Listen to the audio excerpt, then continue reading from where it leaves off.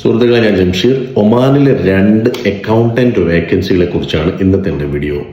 400 റിയാലിലധികം ശമ്പളം തരുന്ന ഒന്നാമത്തെ വേക്കൻസി ഒരു wholesale ഡിപ്പാർട്ട്മെന്റിലേക്കാണ്.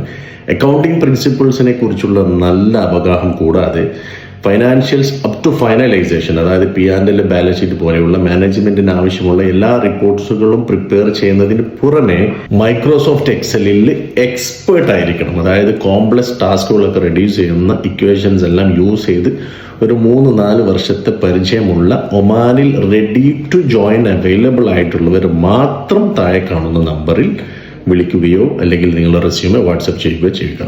And the second vacancy is for a consulting firm in Oman. The candidates should be fluent in English with strong communication skills as well as advanced Excel skills, and should also possess 3 years of minimum relevant work experience. And they are ready to pay 350 riyal plus if you are the right candidate. And you can send the resume to the below number.